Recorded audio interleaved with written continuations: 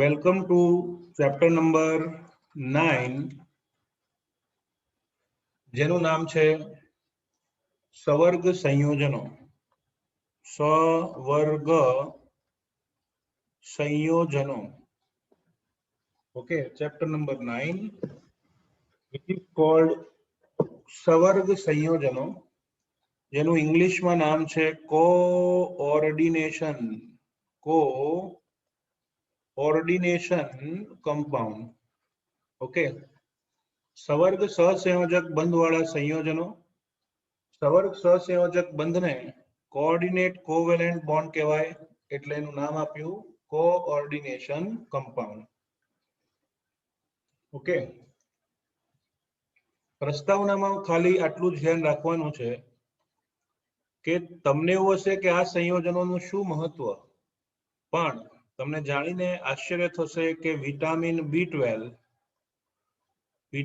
B12 એ કોબાલ્ટનું સવર્ગ સંયોજન છે.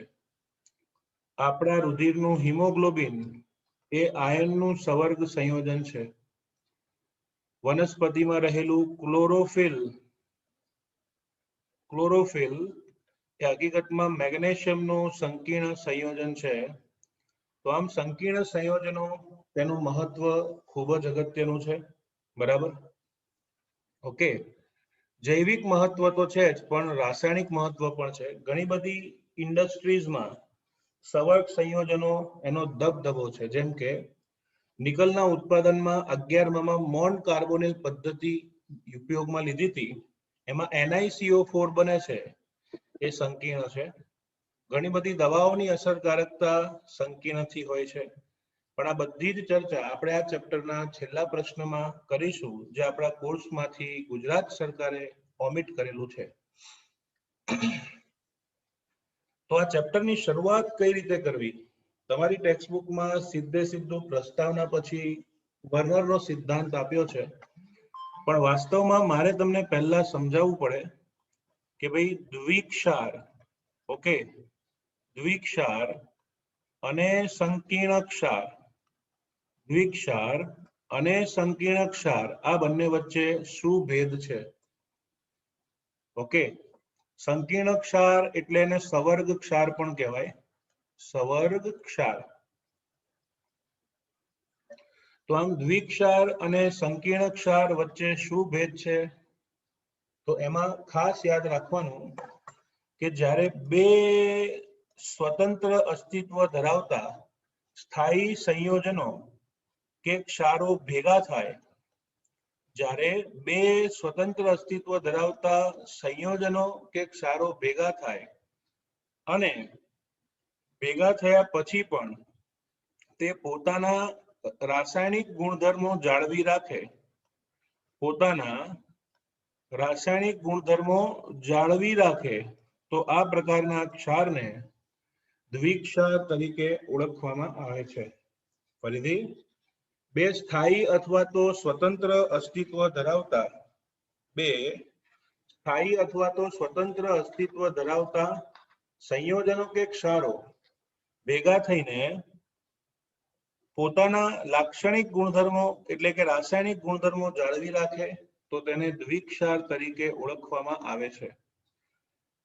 એનાથી ઊંધું, બે ક્ષારો કે સંયોજનો સ્વતંત્ર અસ્તિત્વ ધરાવતા હોય, તેમને ભેગા કરવાથી તે પોતાના રાસાયણિક અથવા તો લાક્ષણિક પોતાના ગુણધર્મો ગુમાવે અથવા તો જાળવી ન રાખે, તો આ પ્રકારના ક્ષારને સંકીર્ણ ક્ષાર કહેવામાં આવે છે. ભેગા થયા પછી પણ ગુણધર્મો એવા જ, તો એને કહેવાય દ્વિક્ષાર, અને ભેગા થયા પછી ગુણધર્મો ગુમાવે તો એને કહેવાય સંકીર્ણ ક્ષાર. એના ઉદાહરણ જોઈએ. સૌથી પહેલું ઉદાહરણ, તમે કાર્નેલાઇટ નામ સાંભળ્યું હશે, 10માંથી આ નામ આવે છે, કાર્નેલાઇટ. બરાબર?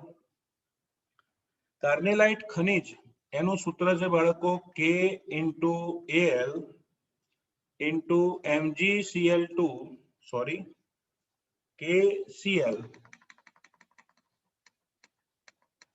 કાર્નેલાઇટ એનું સૂત્ર છે KCl.MgCl2 .6H2O આ કાર્નેલાઇટ છે, બરાબર.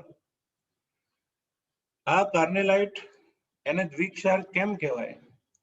હકીકતમાં કાર્નેલાઇટ બને કઈ રીતે? તો KCl નું જલીય સંતૃપ્ત દ્રાવણ લેવામાં આવે, MgCl2 નું જલીય સંતૃપ્ત દ્રાવણ લઈને બેઉ દ્રાવણને ભેગા કરી સ્ફટિકીકરણ કરવાથી તમને મળશે, શું મળે? કાર્નેલાઇટ. હવે હું સમજાવવા તમને એ માંગુ છું, I mean to say that, સમજાવવા એ માંગુ છું કે KCl એનું જલીય દ્રાવણ સ્વતંત્ર અસ્તિત્વ ધરાવતું હતું, ત્યારે એમાં રહેલો પોટેશિયમ આયન અને Cl- આયન અને Mg2+ આયન, આ ત્રણેય આયનો પોતપોતાના લાક્ષણિક ગુણધર્મો ધરાવતા હશે. ઉદાહરણ આપું છું, થોડુંક ડીપમાં જઈશ. પોટેશિયમ આયન છે ને એ પિક્રિક એસિડ એમાં ઉમેરવાથી પીળા અવક્ષેપ આપે. તે શું આપે છે? પીળા અવક્ષેપ. તો જે પોટેશિયમ આયન સ્વતંત્ર અસ્તિત્વ ધરાવતો હતો અને જે રાસાયણિક ગુણધર્મ આપતો હતો, એવા જ રાસાયણિક ગુણધર્મ કાર્નેલાઇટમાં પણ જોવા મળશે. કાર્નેલાઇટમાં આવેલો K+ એ પણ પિક્રિક એસિડ સાથે પીળા અવક્ષેપ આપે છે. સમજી ગયા? ઓકે, ચલો. એ જ રીતે તમે 11માં ભણી ગયા છો કે ક્લોરાઇડ આયન માટે કહેતા હતા કે સિલ્વર નાઇટ્રેટનું જલીય દ્રાવણ આપો તો AgCl ના સફેદ અવક્ષેપ મળે. AgCl ના સફેદ અવક્ષેપ મળે. તો જે Cl- આયન સ્વતંત્ર હતો અને જે કસોટી આપતો હતો, એ જ કસોટી આ જે Cl- આયન છે એ ક્ષાર બન્યા પછી પણ આપે છે.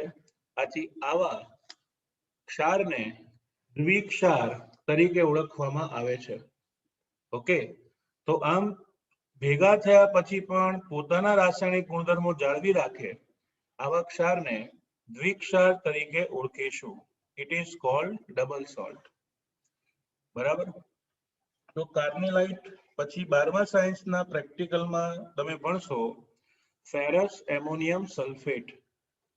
એનું સૂત્ર છે FeSO4 ડોટ એમોનિયમ સલ્ફેટ એટલે કે NH4 twice SO4 dot 6H2O. આને કહેવાય ફેરસ એમોનિયમ સલ્ફેટ. ઓકે, હવે ફેરસ એમોનિયમ સલ્ફેટ છે ને બાળકો, આ ફેરસ એમોનિયમ સલ્ફેટ એમાં કયા કયા આયન છે? તો કે એમાં Fe2+ આયન છે, SO4 -2 આયન છે અને NH4+ આયન છે. આ ત્રણે ત્રણ આયનો પોતાના લાક્ષણિક ગુણધર્મો દ્વિક્ષાર અવસ્થામાં પણ દર્શાવે તો એને કહેવાય દ્વિક્ષાર. બરાબર. તો સાથે સાથે બીજું એક સૂત્ર તમને ખબર હશે, પોટેશ એલમ. 12માં ચેપ્ટર 2 અને 11માં ભણી ગયા K2SO4 dot Al2SO4 thrice dot 24H2O. આ એનું અણુ સૂત્ર હતું પોટેશ એલમનું. એનું પ્રમાણ સૂચક સૂત્ર બુકમાં આપ્યું છે. બધામાંથી 2 કોમન કાઢી લો તો લખાય K into Al into SO4 twice. તમે જુઓ, સલ્ફેટ 3 ને 1 4 છે ને, 2 કોમન કાઢ્યા, 24/2 એટલે કે 12H2O. આને કહેવાય તેનું પ્રમાણ સૂચક સૂત્ર. ટૂંકમાં આ પોટેશ એલમમાં બાળકો K+ પિક્રિક એસિડ સાથે પહેલા બી પીળા અવક્ષેપ આપતો હતો, ક્ષાર બન્યા પછી પણ આપે છે. સલ્ફેટ BaCl2 સાથે સફેદ અવક્ષેપ આપશે, પહેલા બી આપતો હતો, હવે પણ આપે છે.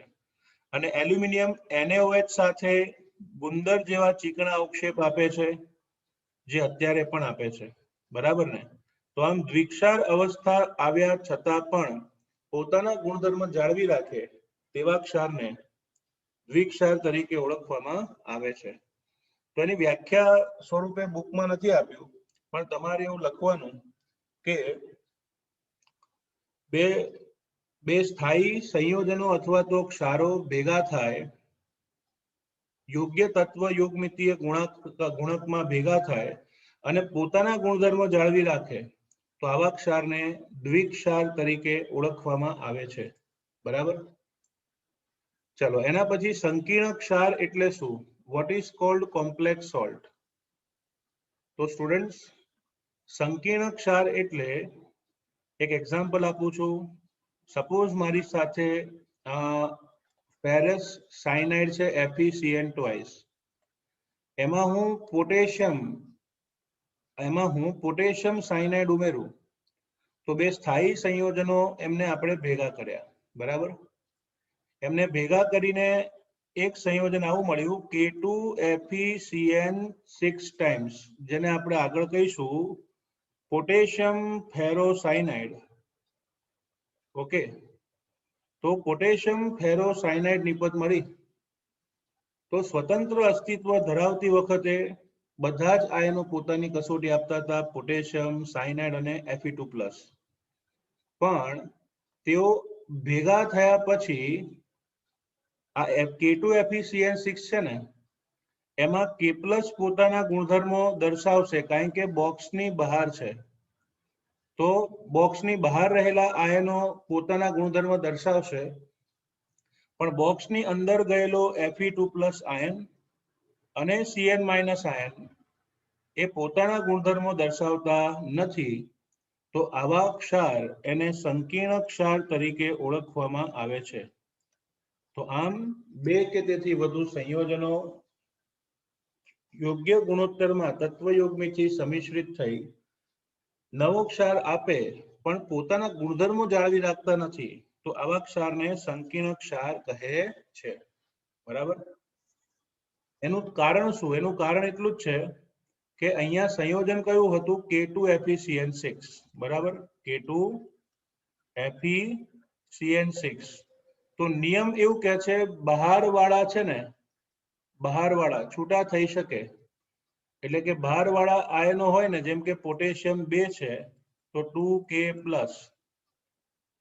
અને બોક્સ આખું આવે -2. કેમ? કારણ કે +2 વીજભાર છે તો આખું બોક્સ -2 થાય. તો બોક્સની અંદરવાળા આયનો એ છૂટા પડતા નથી, એટલે પોતાના ગુણધર્મો દર્શાવે નહીં. તો યાદ રાખજો, ભેગા થયા પછી પણ ગુણધર્મો જાળવી રાખે તો દ્વિક્ષાર, અને ભેગા થયા પછી ગુણધર્મો ગુમાવી દે તો એને કહેવાય છે સંકીર્ણ ક્ષાર.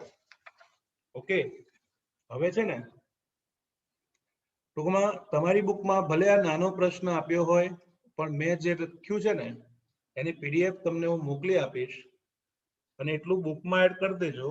ઘણી વખત MCQs પણ પૂછાતા હોય છે અને એ કન્સેપ્ટ બુકમાં નથી. એના પછી ચેપ્ટરનો નેક્સ્ટ ટોપિક છે વર્નરનો સિદ્ધાંત સમજાવો. વર્નરનો સિદ્ધાંત સમજાવો. ઓકે, તમે છેલ્લા 10 વર્ષના પેપર જોશો ને તો એમાંથી 8 વર્ષના પેપરોમાં આ સિદ્ધાંત પૂછેલો છે. દર વર્ષે આપણને એવું થાય કે આ વર્ષે તો નહીં જ હોય, પણ હોય જ. એટલે ખૂબ અગત્યનો, એટલા માટે મોસ્ટ IMP લખી નાખજો. તો જોઈએ આલ્ફ્રેડ વર્નરનો સિદ્ધાંત. વર્નરનો સિદ્ધાંત સમજીએ એની પહેલા એમણે જે પ્રયોગો કર્યા હતા એના અવલોકનોની આપણે નોંધ લઈશું. ઓકે, તો વર્નર સાયન્ટિસ્ટે એમણે સૌપ્રથમ ઘણા બધા સવર્ગ સંયોજનો બનાવ્યા હતા અને તેના ભૌતિક અને રાસાયણિક ગુણધર્મો એનો ડીપમાં એટલે કે ડિટેલમાં અભ્યાસ કર્યો હતો. એમણે સૌપ્રથમ વખત સવર્ગ સંયોજનોનું સંશ્લેષણ કર્યું, લોટ્સ ઓફ કમ્પાઉન્ડ, અને એના ભૌતિક અને રાસાયણિક ગુણધર્મનો અભ્યાસ કર્યો. અને એ અભ્યાસના આધારે એમણે એવું સૂચવ્યું કે ધાતુ આયન અથવા તો પરમાણુ બે પ્રકારની સંયોજકતા ધરાવે છે. ધાતુ આયન અથવા તો પરમાણુ બે પ્રકારની સંયોજકતા ધરાવે છે. પહેલું પ્રાથમિક સંયોજકતા, ઓકે, અને બીજું દ્વિતીયક સંયોજકતા.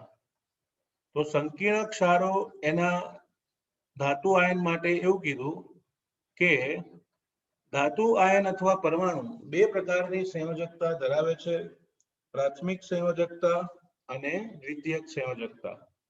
આ બંને વચ્ચેનો ભેદ એમણે પ્રયોગથી સાબિત કરેલો. તો એમનું જે અવલોકન છે એની હું ચર્ચા કરું છું અહીંયા. તો વૈજ્ઞાનિક આલ્ફ્રેડ વર્નર એમણે એવું કીધું કે જો આપણે ક્રોમિયમ ક્લોરાઇડ લઈએ CrCl3, બરાબર, તો એમાં ક્રોમિયમનો ઓક્સિડેશનાંક +3 છે, તો +3 તેની પ્રાથમિક સંયોજકતા કહેવાય. જો હું કોબાલ્ટનો ડાયક્લોરાઇડ લઉં COCl2, તો પછી અહીંયા કોબાલ્ટમાં વીજભાર +2 છે, તો એની પ્રાથમિક સંયોજકતા 2 કહેવાય. એ જ રીતે ધારો કે પેલેડિયમ ક્લોરાઇડ લઉં તો પેલેડિયમ ધાતુની પ્રાથમિક સંયોજકતા 2 કહેવાય. તો એમણે એવું કીધું કે CrCl3, COCl2, PdCl2 જેવા સંયોજનો એમની પ્રાથમિક સંયોજકતા અનુક્રમે 3, 2 અને 2 જોવા મળે છે, બરાબર. તો પછી દ્વિતીયક સંયોજકતા કોને કહેવાય? તો એના માટે એમણે ઘણા પ્રયોગો કરેલા. તો હવે પ્રયોગ કયો કર્યો તો એની આપણે વાત કરીશું. આલ્ફ્રેડ વર્નર જે સ્વિસનો વૈજ્ઞાનિક હતો, એ આલ્ફ્રેડ વર્નરે કોબાલ્ટ ક્લોરાઇડ નામથી લખવું હોય તો આવું લખાય, કોબાલ્ટ, રોમનમાં ઓક્સિડેશનાંક 3 અને પાછળ આવશે ક્લોરાઇડ. તો બાળકો કોબાલ્ટ ક્લોરાઇડ, ઓકે, અને એમોનિયા એને જુદી જુદી માત્રામાં લઈને તેમણે ઢગલાબંધ સંયોજનો બનાવ્યા. કોબાલ્ટ ક્લોરાઇડ અને એમોનિયા એમને મિશ્ર કર્યા અને જુદા જુદા સંયોજનો બનાવવા પ્રયત્ન કર્યો. તો એમણે કયા સંયોજન બનાવ્યા? એમાં સૌથી પહેલું સંયોજન હતું COCl3 1 મોલ 6 મોલ એમોનિયા. બીજું હતું COCl3 1 મોલ 5 મોલ એમોનિયા. ત્રીજું હતું કોબાલ્ટ ક્લોરાઇડ વત્તા 4 મોલ એમોનિયા, અને બીજી અવસ્થામાં એ જ સંયોજન હતું કોબાલ્ટ ક્લોરાઇડ અને 4 મોલ એમોનિયા. તો કોબાલ્ટ ક્લોરાઇડ અને એમોનિયા વચ્ચે પ્રક્રિયા કરીને ભેગા કરી એમણે આવા સંયોજનો બનાવ્યા.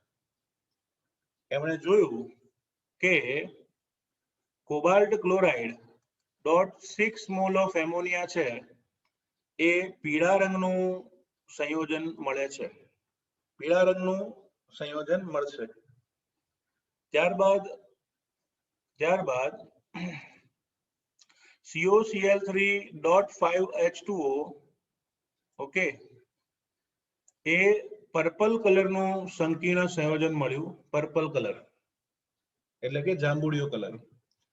ત્યારબાદ COCl3.4H2O એમને લીલા રંગનું સંયોજન મળ્યું, that is green colour, okay.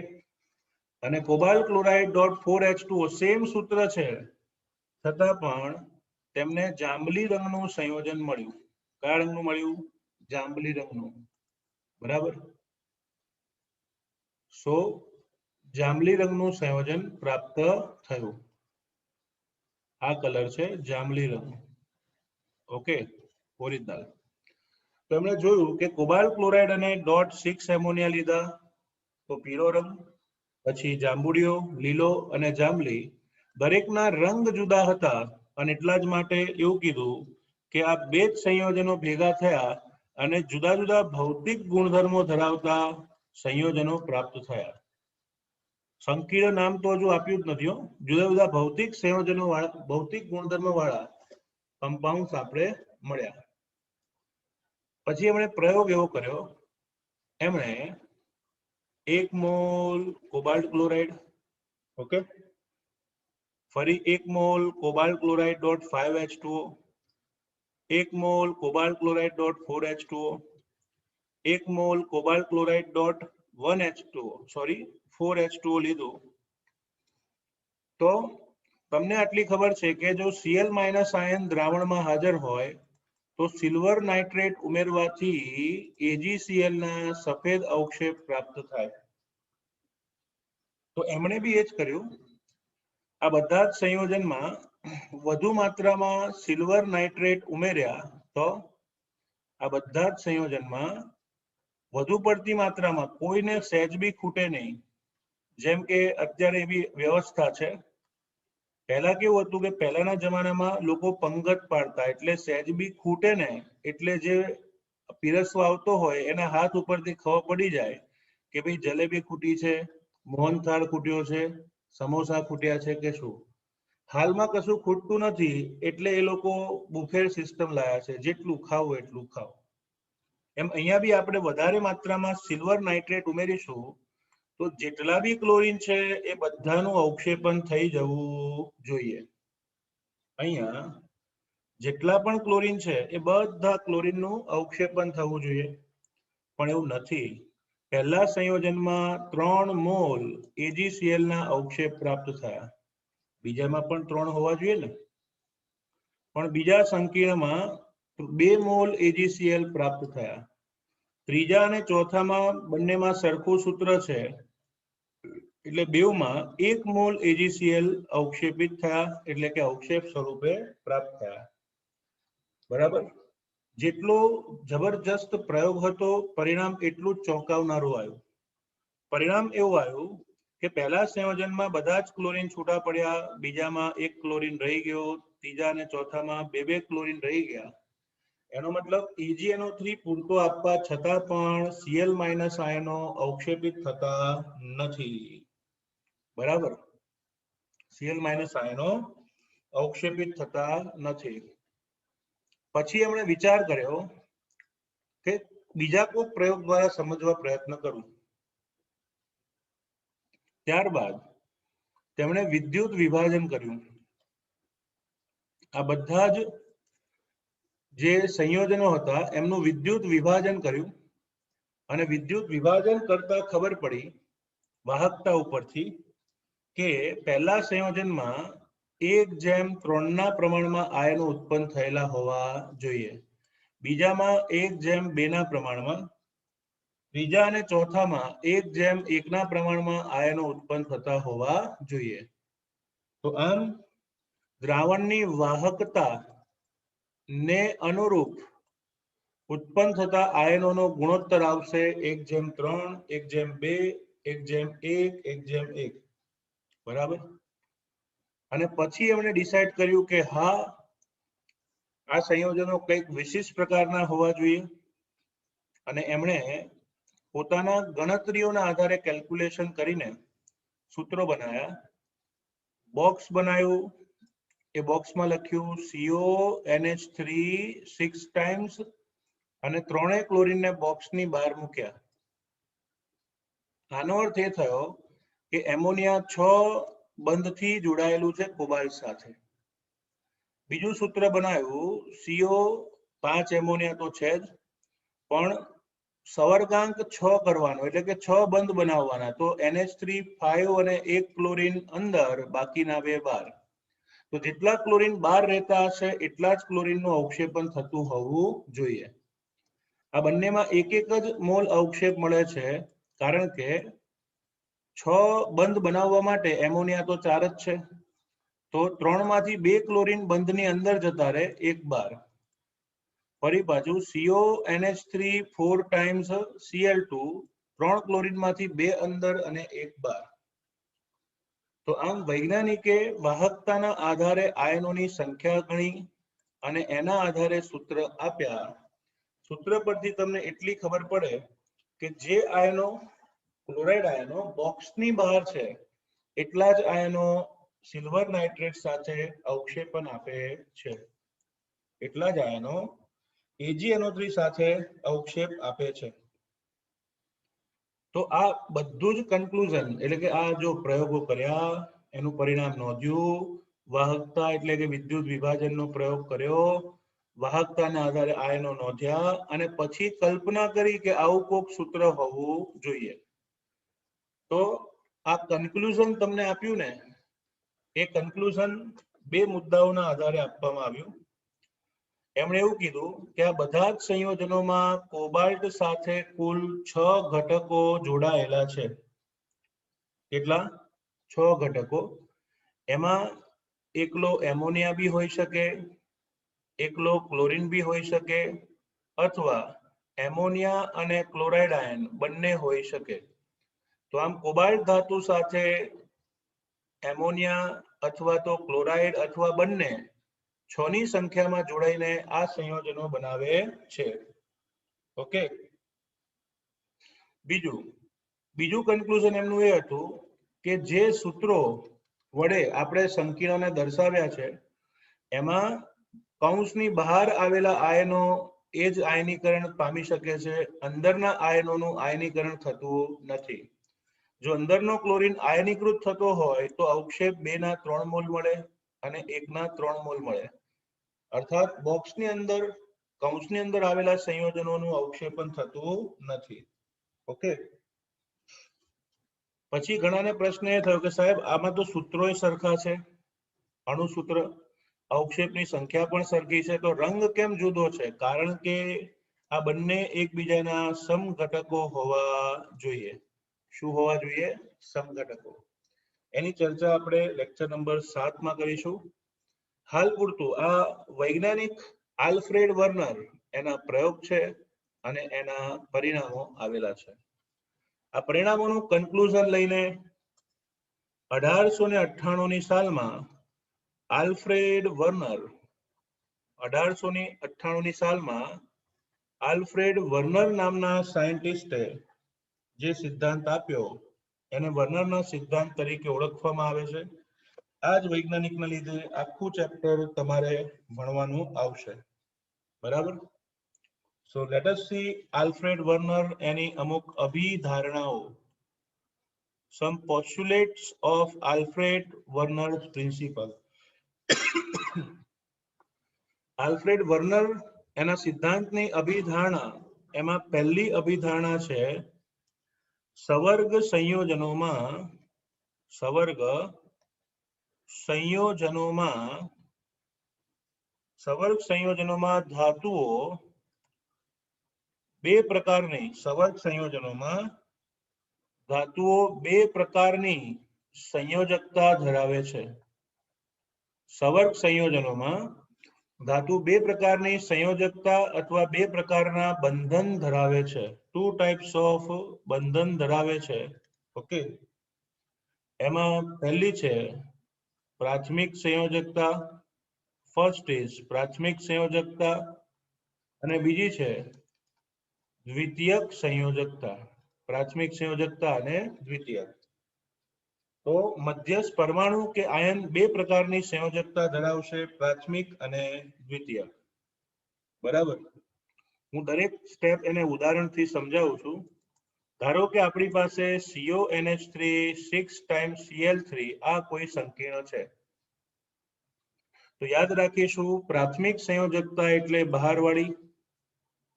બહારવાળીને પ્રાધાન્ય વધુ આપે જેઠાલાલ, એટલે પ્રાથમિક સંયોજકતા બહારવાળી અને દ્વિતીયક સંયોજકતા અંદરવાળી. બરાબર? મુદ્દો નંબર 2 યાદ રાખો, પ્રાથમિક સંયોજકતા આયનીકરણ પામી શકે છે અને તે ઋણાયન વડે સંતોષાય છે. પ્રાથમિક સંયોજકતા આયનીકરણ પામી શકે અને તે ઋણાયન વડે સંતોષાય. બરાબર? જેમ કે આ આખું સંકીર્ણ બોક્સ છે ને એને વિચારો તો કોબાલ્ટનો વીજભાર આવશે +3, એમાઇન એમાં આવશે 6. હવે તમને ખબર છે એમોનિયાનો વીજભાર 0, એમોનિયા તટસ્થ હોય ને, તો આખા બોક્સનો વીજભાર શું થયો? 3 + 0 એટલે 0 +3 થયો ને. 3 + 0 શું થાય? 3. ઓકે. તો આમ આ +3 છે ને એને પ્રાથમિક સંયોજકતા કહેવાય. એને સંતોષવી હોય તો પાછળ કોઈ ઋણાયન મૂકવો પડે. તો આમ પ્રાથમિક સંયોજકતા આયનીકરણ પામે તેવી છે અને તેનાથી જોડાયેલો આયન સહેલાઈથી દૂર થઈ શકે. પ્રાથમિક સંયોજકતા એ ઋણાયન વડે સંતોષાય છે. બરાબર. મુદ્દો નંબર 3, થર્ડ પોઈન્ટ, દ્વિતીયક સંયોજકતા. દ્વિતીયક સંયોજકતા એ બિન આયનિક બંધ છે, એટલે કે બિન આયનીકરણ. દ્વિતીયક સંયોજકતા બિન આયનીકરણ પામે તેવી હોય છે, એટલે ટૂંકમાં આયનીકરણ થઈ શકતું નથી. ઓકે. તેઓ દ્વિતીયક સંયોજકતા એ તટસ્થ અણુઓ, દ્વિતીયક સંયોજકતા એ તટસ્થ અણુઓ અથવા તો ઋણાયન વડે સંતોષાય છે, અથવા તો ઋણાયન વડે સંતોષાય છે. તો આમ દ્વિતીયક સંયોજકતા એ આયનીકરણ પામી શકતી નથી. તેનાથી જોડાયેલા તટસ્થ અણુ કે ઋણાયન આયનીકરણ પામતા નથી. ઓકે. તે કોના વડે સંતોષાય? તટસ્થ અણુ અથવા ઋણાયન. એ વખતે ધનાયન અસ્તિત્વમાં નહોતા આ કન્સેપ્ટમાં, પણ પાછળથી સાબિત થયું છે, આ ખાલી નોલેજ માટે, પાછળથી સાબિત થયું છે કે ધનાયન પણ આ રીતે જોડાઈ શકે. જેમ કે બે ધનાયન છે આખા ટેક્સ્ટબુકમાં, એક નાઇટ્રોસોનિયમ અને બીજું આવશે નાઇટ્રોનિયમ, જેની ચર્ચા આપણે ત્રીજા લેક્ચરમાં કરીશું. તો આમ દ્વિતીયક સંયોજકતાનું આયનીકરણ થતું નથી. તે ઋણાયન અથવા તો તટસ્થ અણુ વડે સંતોષાય છે. તમને એક્ઝામ્પલ આપું, એક તો તમારી સમક્ષ છે જ. બીજું ઉદાહરણ, COCl NH3 5 times Cl2, આ એક સંકીર્ણ થયું. બરાબર. હવે આ જે સંકીર્ણ છે, આ સંકીર્ણમાં બહારવાળો ક્લોરીન પ્રાથમિક સંયોજકતામાં ગણાય, પણ અંદર એમોનિયા અથવા તો ક્લોરીનનો Cl- આયન પોતાનું યુગ્મ કોબાલ્ટને આપીને સવર્ગ બંધથી જોડાય છે. આથી તેનું આયનીકરણ શક્ય હોતું નથી. તો આમ દ્વિતીયક સંયોજકતા ઋણાયન વડે અથવા તટસ્થ અણુ વડે સંતોષાય છે. ઋણાયન અથવા તો તટસ્થ અણુ વડે સંતોષાય છે. એટલું જ નહીં, એવું કહી શકાય કે કોઈ પણ ધાતુના સવર્ગાંકની સંખ્યા એ તેની દ્વિતીયક સંયોજકતા કહેવાય છે. કોઈ પણ અણુના સવર્ગાંકની સંખ્યા તેની દ્વિતીયક સંયોજકતા જેટલી હોય છે. બરાબર. જેમ કે અહીંયા તમે જુઓ, કોબાલ્ટ, એમાં કેટલા એમાઇન જોડાયેલા છે? 6. તો એ કેસમાં સવર્ગાંક એટલે કે કોઓર્ડિનેશન નંબર 6 થશે. અહીંયા બીજું કેટલા સવર્ગ બંધથી જોડાયેલા છે? 5 એમોનિયા અને ક્લોરીન, ટોટલ કેટલા? 6. તો કોઓર્ડિનેશન નંબર શું લખાય? 6. તો આમ સંયોજનમાં આવેલા સવર્ગાંકની સંખ્યા અથવા તો દ્વિતીયક સંયોજકતાની સંખ્યાને સવર્ગાંક કહે છે. પાછું એવું પણ જૂઠાણું કીધું છે કે કોઈ પણ ધાતુ એનો સવર્ગાંક નિશ્ચિત છે. કોઈ પણ ધાતુ એનો સવર્ગાંક નિશ્ચિત છે. બરાબર. પણ હાલમાં એવું સાબિત થયું છે કે કોઈ પણ ધાતુ એકથી વધુ સવર્ગાંક ધરાવી શકે. જેમ કે અહીંયા જુઓ, કોબાલ્ટનો સવર્ગાંક 5 ને 1 6 છે ને. હવે આ જ કોબાલ્ટમાં K2COCl4 પણ શક્ય છે. તો અત્રે કોબાલ્ટનો સવર્ગાંક કેટલો આવ્યો? 4. તો પહેલા એવું માનવામાં આવતું હતું કે ભાઈ કોઈ પણ ધાતુનો સવર્ગાંક નિશ્ચિત છે. હા, નિશ્ચિત હશે એ વખતે, પણ હાલમાં એવું સાબિત થયું છે કે સવર્ગાંક નિશ્ચિત નથી. કોઈ પણ ધાતુ એકથી વધુ સવર્ગાંક ધરાવી શકે છે. metal can give more than one coordination number. બરાબર. ચલો, હવે આ જ વસ્તુ હું તમને ડિટેલમાં સમજાવું છું. ચલો, આ ઉદાહરણ લઈએ આપણે. મધ્યસ્થ પરમાણુ છે કોબાલ્ટ આયન, જેનો વીજભાર +3 છે. એમોનિયાના 5 અણુ આવેલા છે. ટોટલ 6 સવર્ગાંક હોય તો કયું સંકરણ થાય? sp3d2. તો આકાર કેવો હોય? અષ્ટફલકીય. તો અહીંયા શું હોય ખબર છે? ઉપરથી ક્લોરીને યુગ્મ મોકલ્યું हमारे इलेक्ट्रॉन आपके पास। आ बाजुथी एमोनिया युग्म आपे, नीचेथी एमोनिया, अतरेथी टूंकमां 5 एमोनियाना नाइट्रोजन युग्म आपशे कोबाल्ट ने अने क्लोरीन। तो वीजभार गणो तो शुं आवे? एमोनिया तटास तटास तटास तटास तटास 3 मांथी 2 जाए तो वीजभार शुं आवशे? +2। 3 मांथी 1 जाए तो, अने एने बेलेन्स करवा माटे बहार मूकीशुं 2Cl-। आथी आवा संकीर्णनुं जो आयनीकरण करो ने तो बॉक्स आखुं बनशे +2 अने वधशे 2Cl-। समझेबल? बॉक्स बनशे +2 वत्ता शुं रहेशे? 2Cl-। ख्याल आवी गयो दरेकने? तो तमे जोई शको छो सवर्गबंधनी संख्या एने शुं कहेवाय? सवर्गांक।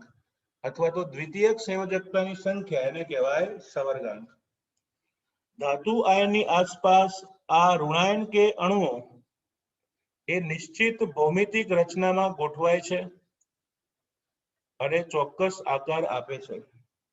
एटले चौथो मुद्दो એટલા માટે જ લખ્યો છે કે આયન अथवा तो समूह, आयन एटले धनायन ऋणायन बेव, अथवा तो समूह, समूह एटले आवो तटस्थ अणु, एमोनिया, पाणी ए बधा। आयन अथवा तो समूह जे धातु आयन साथे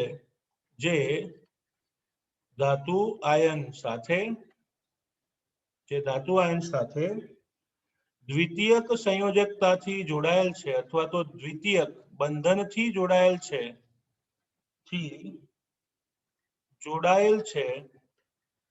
ओके, तेमनी जुदा जुदा सवर्गांकने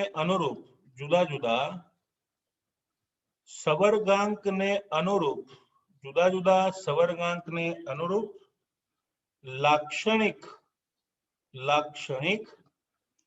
अवकाशीय गोठवणी होय छे। लाक्षणिक अवकाशीय गोठवणी होय छे। बराबर? आ मुद्दो एकदम समझीने याद राखीशुं। आयन अथवा तो समूह जे धातु आयन साथे द्वितीयक बंधन के संयोजकताथी जोडाયેલ છે તે जुदा जुदा सवर्गांकने अनुरूप लाक्षणिक गोठवणी धरावता होय छे, એટલે ભૌમિતિક આકાર આવેલા હોય છે।